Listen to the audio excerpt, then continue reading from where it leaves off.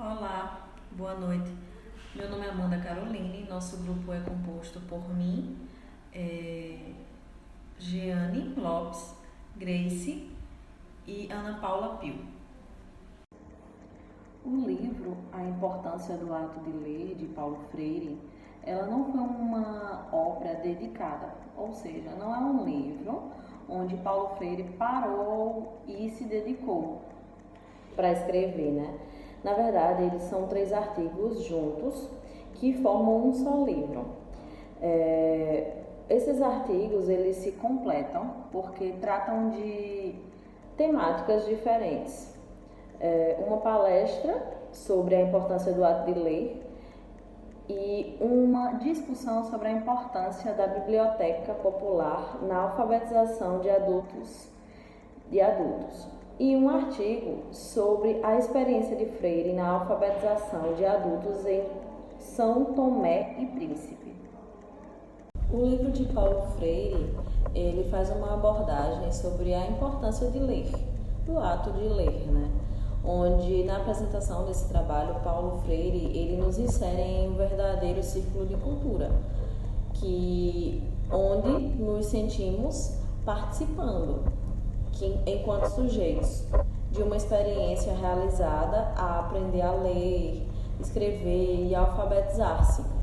E antes de tudo, aprender a ler o mundo, compreender o seu contexto, não numa manipulação mecânica, e sim de palavras, mas numa relação dinâmica, né, que vincula a linguagem e a realidade. Paulo Freire levanta em seu livro, né, a questão de que a sociedade faz essa exclusão das pessoas, da maioria das pessoas, que fazem a exclusão de pessoas na qual não tem leitura e aí nem escrita, né? E aí o debate é altamente considerável, onde faz o livro ficar bem, traz a presença viva, que anima e desafia a vontade de vida, né, do autor. Sua paixão, ele por continuar dizendo coisas e pronunciando o mundo sobre a importância do ato de ler, na compreensão crítica deste ato, né, que não se esgota na decodificação pura da palavra, a escrita ou da linguagem escrita, mas que se antecipa e se alonga na inteligência do mundo, como o autor mesmo fala. A leitura do mundo precede a leitura da palavra. Daí que a posterior leitura desta não possa prescindir da continuidade da leitura daquele. A linguagem é a realidade. Se pretendem, né? No caso, a linguagem não existe sem a realidade. O autor ele faz essa explicação sobre a sua experiência pessoal quanto ao ato de ler, né? Essa importância. E aí essa percepção crítica dos textos lidos em classe não eram momentos puros de exercícios como tablets de conhecimentos que devessem ser engolidos pelos estudantes. Tudo isso, pelo contrário, era proposto. Para Paulo Freire, a alfabetização é a criação ou a montagem da expressão escrita da parte da expressão oral. Essa montagem, ela não pode ser feita pelo educador para ou sobre o alfabetizando. Aí tem ele o momento de sua tarefa criadora, né? Ou seja, é o momento de criar, é o momento de utilizar a realidade para escrever. Freire, ele compartilha a sua experiência de educador de adultos na alfabetização e após a alfabetização em São Tomé, onde tinha acabado de conquistar sua independência, que por muito tempo foi colônia. No processo de alfabetização dos adultos, Freire utiliza cadernos de cultura popular. E ele deixa bem claro ao falar que esses cadernos não são cartilhas, nem cadernos de exercício e muito menos cadernos com discursos manipuladores. Os cadernos de cultura popular utilizados o peixe bonito, que é muito popular entre eles. Assim também como ele trazia sempre coisas, palavras, menções que estavam ali presente no cotidiano deles.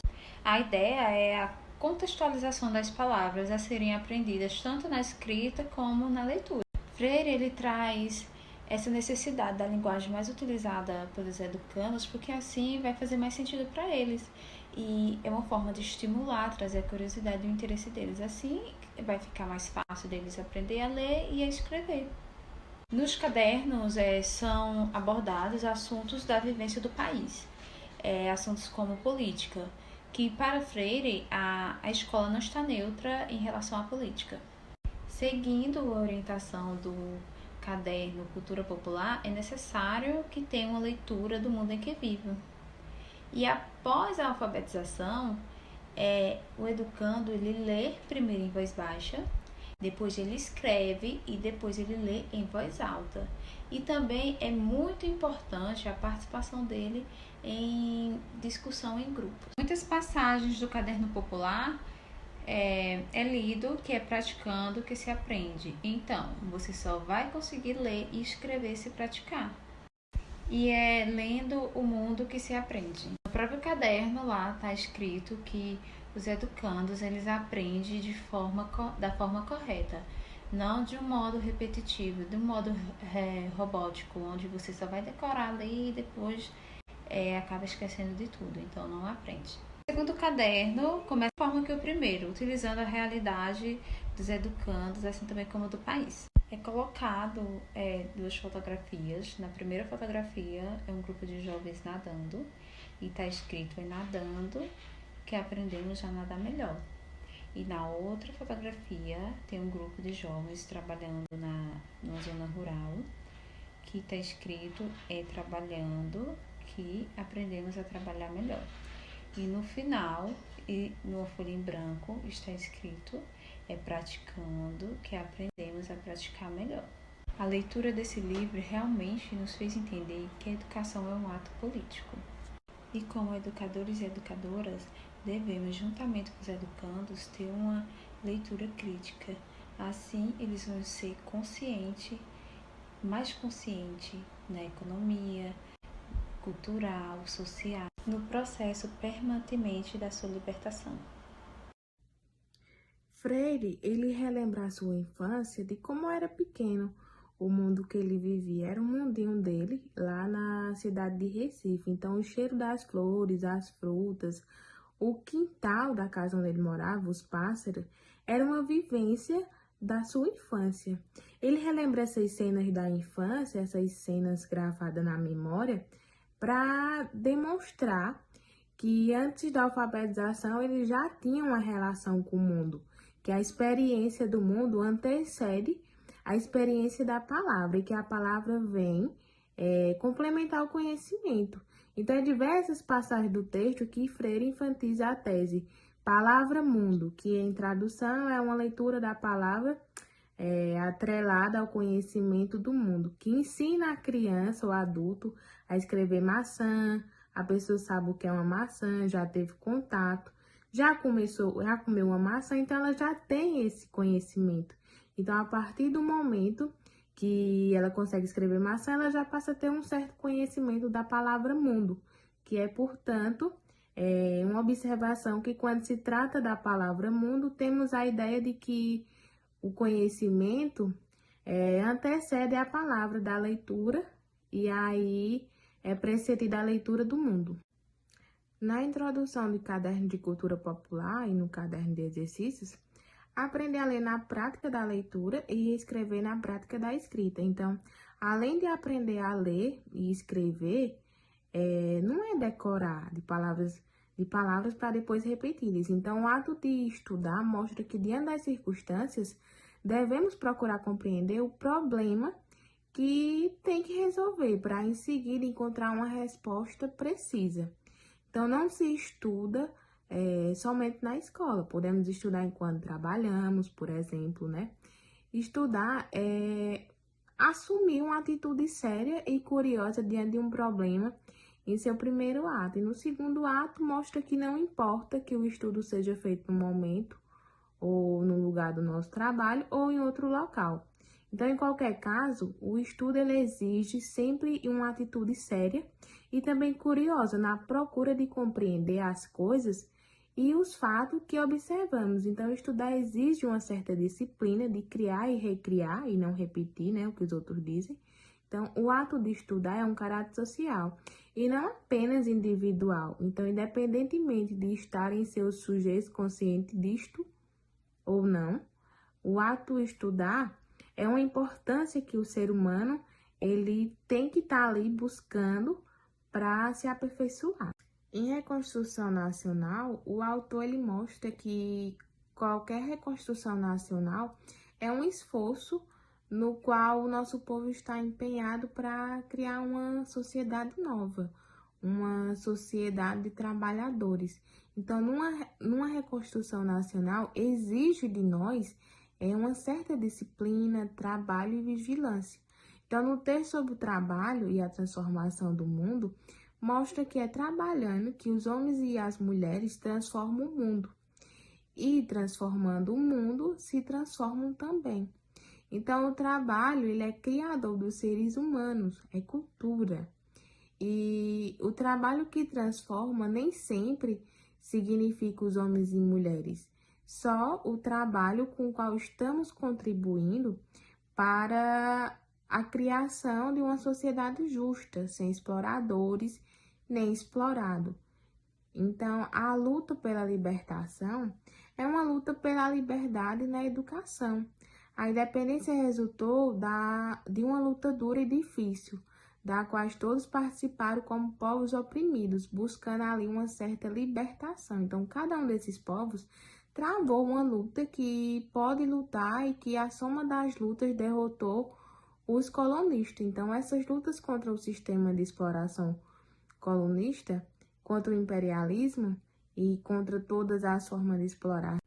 Essa luta pela libertação, ela tem de fazer uma nova perspectiva de uma sociedade nova.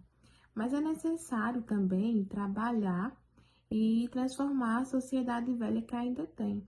E ninguém ignora tudo, ninguém sabe tudo. Todos nós sabemos de alguma coisa, todos nós ignoramos alguma coisa. Então, estudar para servir o povo não é só um direito, mas também um dever revolucionário. Então, há uma diferença entre o trabalho manual e o trabalho intelectual. Trabalham porque faz muito mais do que cavalos que puxam ali o arado a serviço do homem. Trabalham porque se tornam capazes de prever, de programar, de dar finalidades ao próprio trabalho. Então, no trabalho, o ser humano, ele usa o corpo inteiro, usa as suas mãos e a sua capacidade de pensar.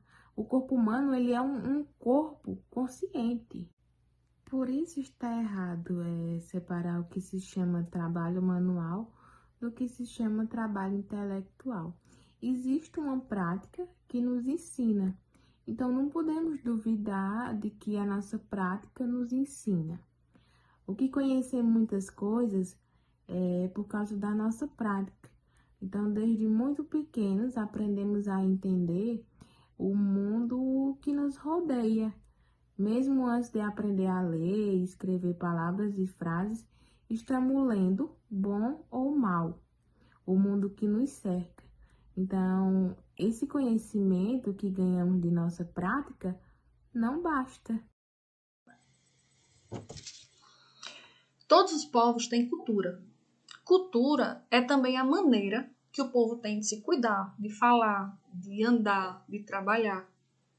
Cultura são os instrumentos que o povo usa para produzir.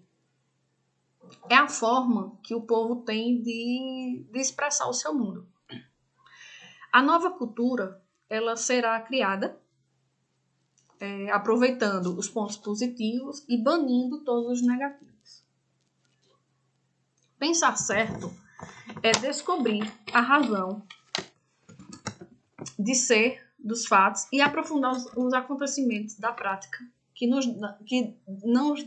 dá não o privilégio.